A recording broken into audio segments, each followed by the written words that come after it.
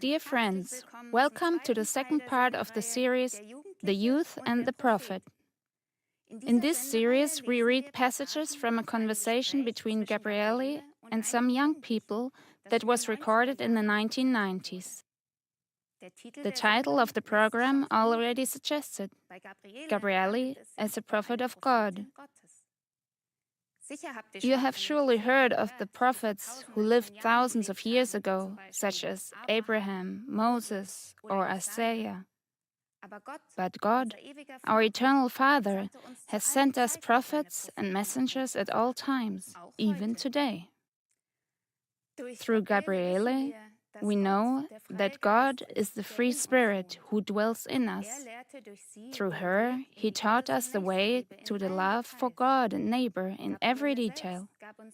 Gabriele herself gave us countless tips on how to find peaceful togetherness with our fellow people, but also with animals and the nature kingdoms. Not by trying to change our fellow human beings, but by changing ourselves, and thus developing the selfless love that is already within us. For God is love, and we are from Him. Don't worry, this is not going to be a boring school lesson. During the conversation with Gabriele, the young people asked her many questions, and these are still highly relevant today. The prophetess' answers and advice are really practical and true to life. In any case, I can say from my own experience that in the brochure The Youth and the Prophet, I have already found many answers to topics that were on my mind or to questions that I couldn't or didn't really want to talk to anyone about. Today's program deals with various topics, such as how to spend our free time, how the subconscious influences our behavior, and how each individual can change the world. Our text begins with a question to Gabriele from the youth.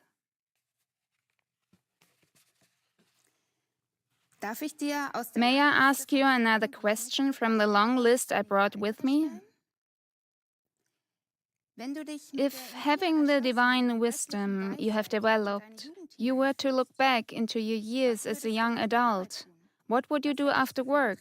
What would your interests be? As a young person, how would you try to change the world? Gabriele answered these interesting questions with the following words. About your first question, what would I do after work as a young adult?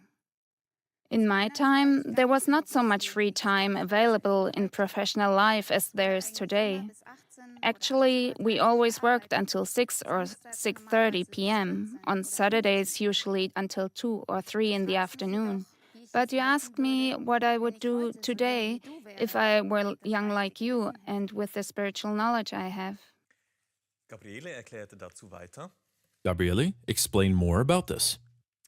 Wichtig für mich wäre, dass ich nach meinem What would be important for me would be to take a look at my day right after work, to weigh things and my feelings. Was war heute einigermaßen gut? What went rather well today? Weniger gut. What was not so good? Sogar miserabel. What maybe even went badly? Alle drei Aspekte.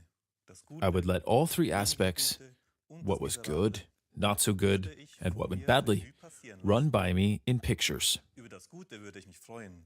I would be glad about what went well and would reinforce it in my consciousness by affirming it. Das Ungute würde ich näher I would take a good look at what was not so good with the question, what lies in my subconscious that is always playing tricks on my consciousness, that is on me? Denn du musst wissen, Because you should know that the subconscious can be compared to a killer that lies in wait to kill the good resolutions of our consciousness, that is, to ruin them, thus dragging us down into the not so good. Ungute zu ziehen. Dem Miserablen würde ich With the badly done, awful things, I would close in on them with all the strength available to me. Above all, with the strength of the Christ of God, and I would go after the roots in order to eradicate them with the help of the Spirit of Christ. gerade das Miserable kann uns It is especially the badly done, awful aspects that can make us do things that our consciousness does not want to do at all. So these wretched aspects are giant killers that are always lying in wait to kill our good resolutions and to steer our development into a negative direction. And so, with the help of the Christ of God, I would close my day and go the way that Jesus of Nazareth showed us. Recognize your sins, repent of them, clear them up, and do them no more. The do no more is decisive. It takes a good amount of strength to do that, to keep the aspects of the divine law in our consciousness, because the killer subconscious, in which the not-so-good and wretched things are still settled and alive, always tries to capture the consciousness. That is, to make us repeat our old vices, the not-so-good aspects that weigh on our soul, on our true nature. What I would have done in my younger years, from today's point of view, is what I do now in my older years. Daily, I close my day thoroughly. The youth, conversing with Gabriele, had yet another question regarding the subconscious. Could we call this killer subconscious the tempter? And Gabriele said, "You are quite right. Actually, it is this way. Our positive, as well as our negative, not yet conquered inputs are what are stored in our subconscious. First of all, the subconscious gives impulses from these inputs to the consciousness to think the same or similar things over and over again, because the negative, which is usually predominant in the subconscious, hungers for more negative energy. The tempter, the negative aspects in the subconscious, lightly touches the consciousness again and again in order to stimulate it to the same kind of negative thinking. If the person, the consciousness, then acts accordingly, it adds to the negative energy potential that already exists in the subconscious. If the tempter is successful in stimulating the consciousness to carry out unlawful actions again and again, the subconscious is filled with these energies more and more. If they are not reduced, this area of the subconscious will one day be filled with these inputs. And so, if a person continuously submits to these temptations, to the unlawful impulses from his subconscious, if he obeys them, so to speak, he feeds this sinful energy complex, vivifying and building it up until it grows stronger and stronger. Once this area of inputs in the subconscious is finally filled up, it has become the one in power and thus the doer. This means that the subconscious rules over the consciousness and now dictates to the person to do this or that. It rules over the person. He is now driven and, in relation to this sinful shaping of his character, no longer master over himself. We could also say the subconscious has become autonomous. The person carries out what he has entered into his subconscious for a long time. If the person now makes a good resolution concerning this particular weakness, this sinful predisposition, this resolution at first remains in his consciousness. However, since the consciousness has been stripped of its power, so to speak, it can hardly do anything against the overpowering inputs stored in the subconscious. The scruples and objections of the consciousness are no longer effective. The person cannot keep to his resolution to do what is good. The killer subconscious thwarts the steps toward a positive direction. It kills the good resolution of the person who no longer carries it out. Among other things, a conscious closing of the day serves to analyze the negativity that has been recognized, including those aspects that are active in the subconscious. That is, it helps to find the root, to work it out and no longer do it. before the subconscious is filled. We have to remind ourselves of the good, the positive aspect again and again, until our positive program, for example, a commandment of God, takes hold. Wow, I have to say, I find that really impressive, but also kind of scary. I think it's great how Gabriele explains the topic of the conscious mind and the subconscious in such a practical way. It really helps me understand how important it is to take a closer look at the situations of the day and, especially in the evening, to analyze the day and ask myself what didn't go well, so that these negative programs don't become ingrained. It's important to stick with this and to keep reminding oneself of the positive things so that they can gradually become a new rule in the subconscious. I find this exercise totally fascinating. And we can also understand why it's often so difficult to stick to good intentions and goals. Everyone is familiar with that. I have to first leave the old, well-trodden path that I can walk blindfolded in order to be able to strike out in a new direction. And of course, that's difficult at the beginning. But I've noticed that the more I stick to my good intentions, the faster I develop a new, positive way of thinking and behaving. Now, Gabriele returns to the initial question about leisure activities. She says, back to your questions. What else would I do as a young person today? I would do all that is dear to me. For example, painting, swimming, sports. For instance, playing tennis or other kinds of sports activities we have today, especially those where I would not be dependent on others, as in earning money with competitive sports. On the one hand, professional sports would place too great a demand on my world of feelings, and on the other hand, I would be dependent on a coach or on people who would pay for my training, and last but not least of all, on the spectators who would cheer me on and incite me to even greater performance. I would also cultivate a circle of friends whom I would meet to do things with and to exchange thoughts.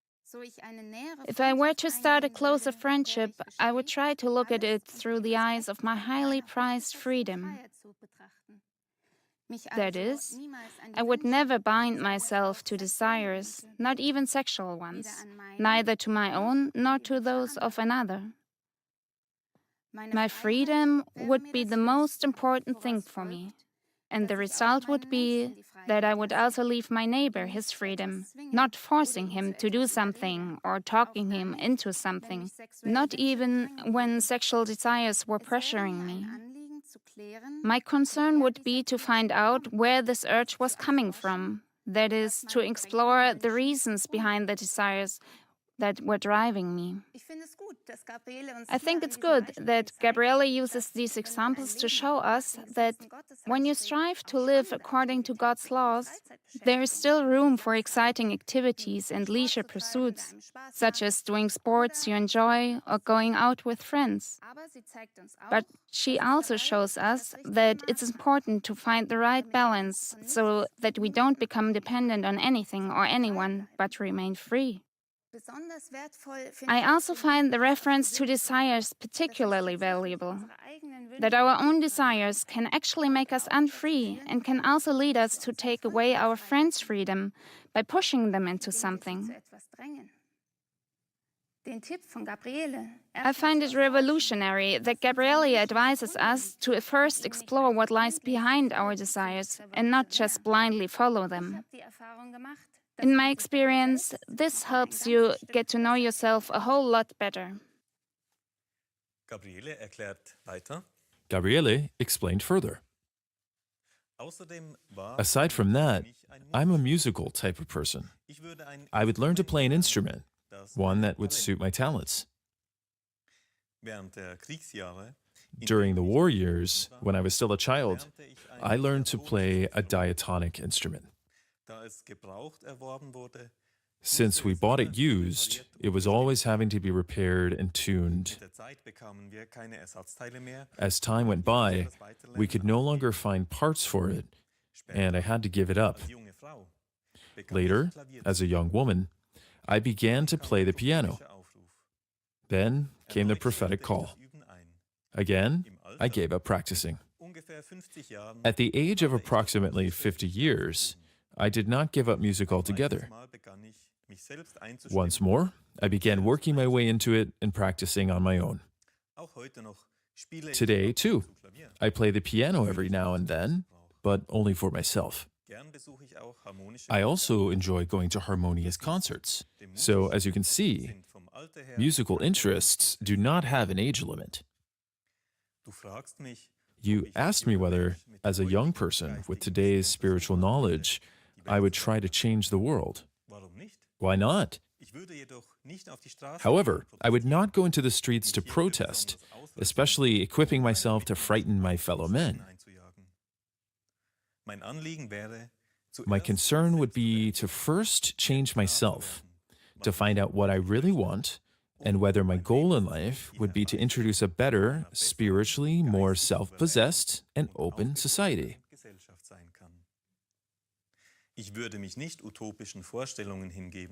I would not try to live up to utopian ideas, but would set clear, realistic, ethical, and moral goals for myself, which I would then make efforts to reach. You know, Martin, the one who begins in a small way with himself to actualize higher ethical goals, that is, the one who changes himself without just wanting to change others, becomes a good example, and in time will attract those people who want the same or like things. Whether or not they will keep to what they decided to do cannot be influenced by you. But there will be more and more people among them who do as you do, thus finding their way to the values that make a morally oriented society viable and stable. The young people in our conversation have still more questions for Gabriele. Gabi, what would you do if someone kept making stupid remarks to you? Or if a customer came to you several times to invite you to have coffee with him, but you notice that he wants something totally different? I can't keep turning him down. What would you do? And what does the divine wisdom advise in this case? Gabriele answered to this, with making stupid remarks, you probably mean when someone harasses you with words, pushing you into a corner, so to speak. A person with a little bit of common sense and wisdom would overlook such advances, or would make clear how he feels about it. We have to learn to recognize that every person has a different state of consciousness, and that everyone has programmed and continues to program his consciousness and subconscious, his body as well as his soul, according to his feelings, sensations, thoughts, words, and actions. The programs of each person are his state of consciousness, according to which he feels, senses, thinks, speaks, and acts. This shows that no one is able to totally understand another person, because each one of us happens to have another state of consciousness. When we become sure of this and apply it in our life, we will be much less upset about someone who, as you say, is making stupid remarks. You also know the law of correspondence. What upsets me about another person is also in me. You say a customer often invites you to have coffee with him, but you think he actually has something else in mind. When you say you cannot keep turning him down, you are right. We should not turn down an invitation without a good reason. How would it be if you were to invite this customer to drink coffee, at the same time telling him that you would bring some friends along? What the customer decides to do then, you would have to leave up to him. From this, you can draw your own conclusions. I actually once had a situation like that, where someone in my circle of friends kept asking me out. I felt really uncomfortable turning him down because I thought it would hurt his feelings. But Gabrieles advice to invite other friends along was a great help. Then I didn't have to turn him down rudely, and it also made it clear to him that I just wanted to be friends with him.